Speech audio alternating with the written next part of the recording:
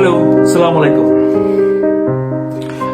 Kita akan membahas persoalan Al-Quran dalam dua aspek. Di satu segi Al-Quran, pendekatan Al-Quran yang bisa merusak diri, yang bisa menjerumuskan. Kemudian kita akan membahas aspek di mana Al-Quran bisa membawa kita kepada pencerahan, kepada kreativitas dan produktivitas. Nah, jadi akan kita bagi dalam dua bagian. Di satu bagian adalah Al-Quran. Kapan Al-Quran ini tidak layak sebagai petunjuk, kita akan melihat unsur-unsur yang terkait dalam pendekatan Al-Quran yang membawa umat kepada kezaliman dalam beragama, sehingga Al-Quran ini tidak layak sebagai petunjuk. Nah, kemudian kita akan melihat kapan Al-Quran ini bisa layak sebagai petunjuk. Dan kita akan melihat unsur-unsur dan pendekatan-pendekatan Al-Quran dan pemikiran-pemikiran yang membuat Al-Quran ini bisa digunakan dan layak sebagai petunjuk kepada kreativitas dan produktivitas. Oke. Nah, timbul pertanyaan, kenapa kelayakan Al-Quran ini sebagai petunjuk penting dipertanyakan? Dan kapan Quran bisa membawa umat kepada kezaliman dalam beragama? Kita akan melihat pendekatan Ahlussunnah. Kenapa Ahlussunnah ingkar terhadap Al-Quran? Dalam sendi yang bagaimana? Kita akan melihat perkara-perkara di dalamnya nanti. Kita juga akan melihat apakah konsep Nabi yang dibentuk oleh Ahlussunnah, yaitu Nabi Muhammad, dan juga konsep Tuhan yang dibentuk oleh Ahlussunnah. Apakah konsep Tuhan dan Nabi yang dimengerti oleh Ahlussunnah bisa menjadi pegangan dan bisa dianggap layak sebagai petunjuk atau sebagai pelindung? Nah, perlu dimengerti bahwasanya ada hal yang cukup mendasar di dalam ajaran Ahlussunnah, yaitu persoalan Nabi Muhammad. Menurut kajian saya, menurut Al-Quran, bahwasanya Nabi Muhammad yang diterangkan dalam kitab hadis, kitab fikih, dan para pemikir Islam lainnya, menurut Al-Quran, Nabi yang ada dalam Ahlussunnah adalah fiksi. Ada 5 kali kata Muhammad tersebut dalam Al-Quran. Tidak satu pun yang dimaksudkan sesosok seperti yang kita dapatkan dalam kitab hadis dan kitab fikih dan juga sirah Muhammad. Oleh karenanya, ayat 40 dari surah 33 yang intinya di situ, Rasulullahi wa khataman Nabi, yang diartikan, yang dimaksud oleh Ahlussunnah bahwasanya Nabi Muhammad adalah Nabi terakhir. Ini sungguh keliru. Ini adalah satu klaim yang sungguh keliru. Nah, Rasulullahi wa khataman Nabi bukan artinya Nabi terakhir. Ini perlu dicatat. Dalam Al-Quran, Rasul itu akan terus ada sepanjang masa. Nah, ini poin yang perlu dimengerti dan akan kita kaitkan nanti kenapa Ahlussunnah menciptakan Nabi palsu dalam ajaran Islam. Ya kan? Nah, sekarang mari kita lihat kapan Al-Quran ini terjebak dan tidak layak sebagai petunjuk. Ada beberapa ayat yang akan saya angkat dan banyak ayat-ayat yang terkait dengan ini, tetapi akan kita bahaskan secara ringkas. Sebagai contoh, yang pertama, Ahlus Sunnah atau ortodoksi atau Islamic ortodoksi, pendekatan Al-Quran adalah melalui pendekatan percaya buta. Nah, jadi dimulai dari ayat 2, dari ayat 3 bisa kita lihat cara mereka memahami dan cara mereka mengimplementasikan pemahaman mereka, bagaimana mereka membentuk pemahaman dan perwujudan atau tingkah atau sikap yang mereka ambil ketika mereka membaca Al-Quran. Jadi kita baca secara intinya bahwasanya Al-Quran itu dianggap Al-Quran yang tidak ada keraguan. Ini ayat 2 dari surah Al-Baqarah. Tidak ada keraguan bagi orang-orang yang muttaqin. Timbul pertanyaan, apa artinya muttaqin? Nah, kita baca pada ayat ketiga. Allazina yu'minuna bil ghaibi. Dimaknakan di situ muttaqin artinya orang-orang yang percaya buta kepada unsur-unsur yang tidak dimengerti, unsur-unsur yang tidak bisa difaktualkan dalam realitas alam, unsur-unsur yang tidak bisa diraih oleh indera manusia. Jadi mereka-mereka yang percaya buta kepada hal-hal yang tidak bisa difaktualkan dalam alam, itulah orang-orang muttaqin. Ya kan? Ini fondasi cara Ahlus Sunnah, pendekatan Ahlus Sunnah terhadap Al-Quran. Ini kebanyakan metode yang dipakai oleh umat Islam. Lebih daripada 95% bisa dikatakan. Sudah umumnya pendekatan Al-Quran melalui percaya buta, melalui klaim-klaim yang tidak bisa difaktualkan dalam alam, melalui unsur-unsur yang tidak bisa diraih oleh indera manusia, tidak bisa dilogikakan dan tidak bisa dirasionalkan. Inilah pendekatan yang diambil oleh Ahlus Sunnah sebagai fondasi pendekatan Al-Quran. Dan juga pendekatan ini diambil sebagai modal akidah. Jadi percaya buta adalah modal akidah, modal iman. Nah, di sini hal yang paling mendasar yang membuat Al-Quran ini tidak layak sebagai petunjuk dan sering menjerumuskan dan sungguh merusak diri. Nah, kemudian kita lihat ayat lain yang membuat Al-Quran ini tidak layak sebagai petunjuk ketika Ahlus Sunnah ini melarang atau sangat tidak menganjurkan ayat 36 dari surah Al-Isra, yaitu mengajak umat atau mengajak pembaca untuk pakai akal, pakai pikiran. Nah, ayat 36 dari surah Al-Isra adalah sangat tidak digunakan dan malah sangat dilarang dalam pendekatan Al-Quran dengan memakai akal atau logika. Nah, ada ayat lain yang terkait dengan hal-hal yang membuat Al-Quran ini tidak layak sebagai petunjuk karena memakai ayat 26 dari surah 7 terkait dengan karakter.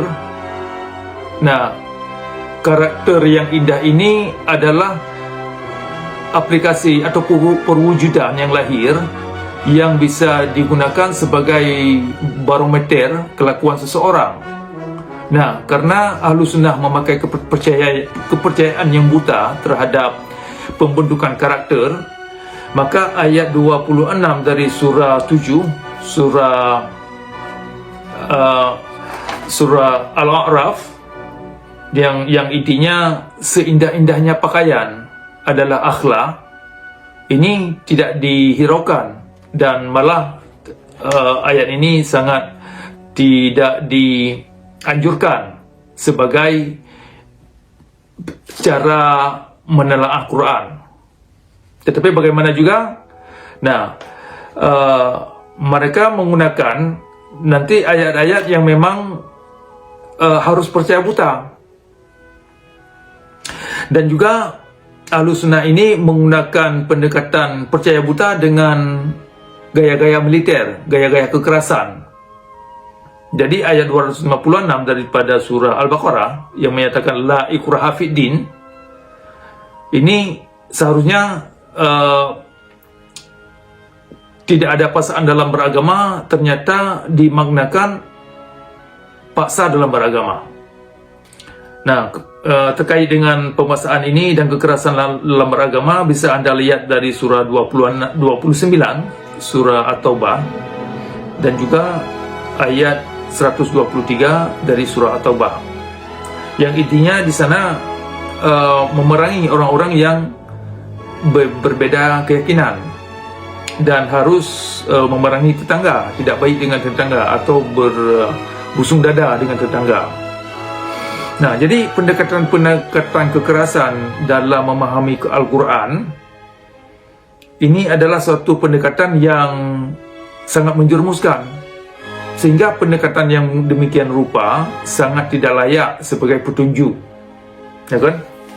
Nah, tadi saya menunjukkan ini pendekatan kekerasan dalam beragama atau pendekatan pemahaman ayat dalam Al-Quran sebagai petunjuk ini akhirnya tidak layak dan tidak relevan, sehingga agama yang dibentuk oleh Ahlus Sunnah pun semakin hari semakin tidak relevan, karena pemahaman yang dibentuk oleh Ahlus Sunnah mengacu umat kepada penipuan, kekerasan dan kezaliman dalam beragama, sehingga pemahaman yang dibentuk mereka pun tidak layak sebagai petunjuk, termasuk di dalamnya konsep Nabi yang dibentuk oleh Ahlus Sunnah.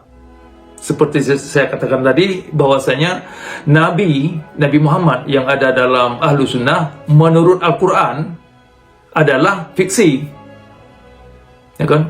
Fiksi.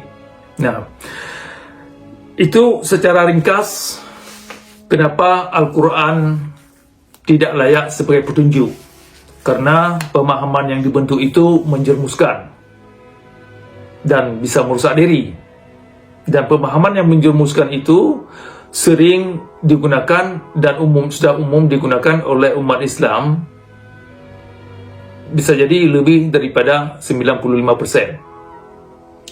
Nah, kemudian kita bandingkan, ya kan, perbandingannya kapan Al-Quran layak sebagai petunjuk, bagaimana pendekatan Al-Quran dan pemahaman yang dibentuk bisa menjadi petunjuk, bisa menjadi satu hal yang menginspirasikan kita kepada kreativitas dan produktivitas dan pencerahan, enlightenment, ya kan? Nah, saya akan menunjukkan beberapa contoh ayat dan banyak ayat-ayat yang lain bisa Anda kaji sendiri, tetapi dalam hal ini saya akan mengangkat beberapa referensi sebagai contoh untuk bisa dimengerti kapan Al-Quran ini bisa menjadi petunjuk. Yang pertama, pendekatan Al-Quran, pemahaman itu dibentuk dengan pemahaman yang faktual dalam realitas alam. Jadi, pemahaman yang dibentuk itu ketika faktual menjadi wahyu, ya kan, menjadi wahyu. Sebelum pemahaman Al-Quran bisa dibentuk sebagai statement atau pernyataan yang faktual dalam realitas alam, tidak bisa menjadi wahyu. Nah, ini perlu dimengerti. Sehingga satu ayat yang cukup, di antara ayat-ayat yang cukup menarik adalah ayat 138 dari surah Ali Imran, yaitu mengatakan hazal bayan, ya kan, hazal bayan. Jadi ketika manusia bisa membentukkan pemahaman yang bayan, yang berfakta, ketika berfakta menjadi bagian daripada ilmu, menjadi sebagai petunjuk, sebagai pelajaran. Nah, ini pendekatan yang bisa membuat Al-Quran ini layak sebagai petunjuk. Kemudian di ayat lain, ayat 4 dari surah Ar-Rahman, surah 55. Jadi ilmu itu terbentuk daripada unsur-unsur yang berfakta, ilmu-ilmu bayan. ilmu bayan menjadi fakta. Jadi kalaulah ilmu itu tidak mengandung bayan, maka tidak bisa jadi ilmu. Makanya sebelum pernyataan bisa dikatakan bayan, maka pernyataan itu harus faktual, harus ada dalam realitas alam sebagai unsur-unsur yang punya substansi. Bahwasanya ilmu atau wisdom, ya kan, atau wahyu membuat isi Al-Quran ini relevan. Artinya ilmu yang berfakta, ilmu yang bisa ditelusuri seluk-beluknya dalam realitas alam.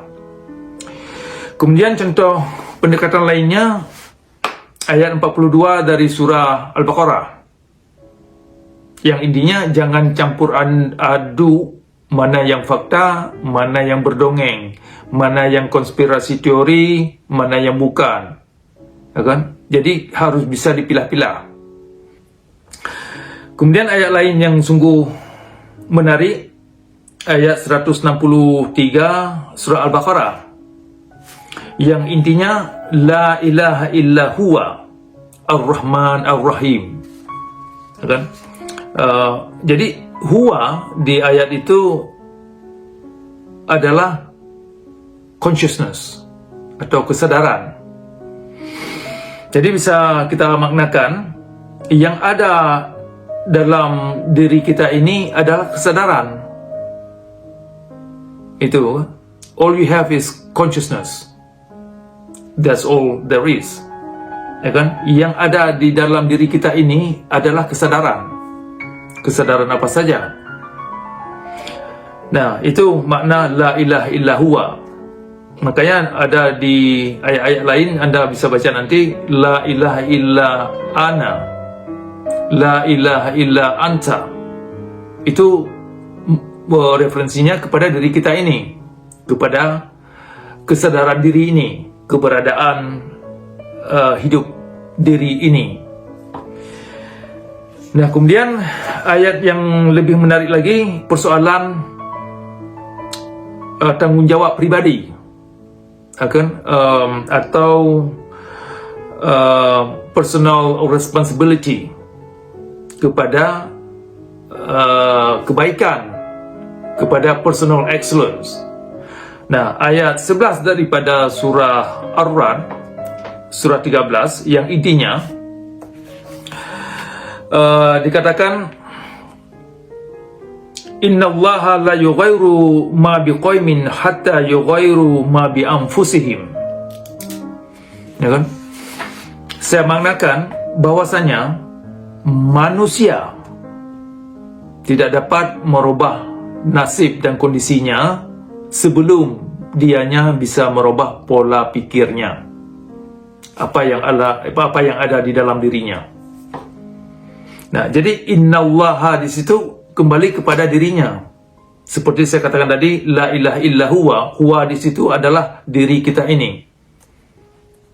Pada ayat 11 dari surah Ar-Ra'd, ketika kita baca innallaha, itu ditunjukkan kepada manusia. Manusia, ya kan, baru bisa merubah kondisinya, kondisi hidupnya, ketika dia bisa merubah pola pikirnya, apa yang ada di dalam dirinya. Jadi sebelum manusia bisa mampu atau berani merubah pola pikirnya, maka kondisinya pun tidak akan pernah akan berubah. Nah, makanya di ayat lain kita baca ada fattabi'uni,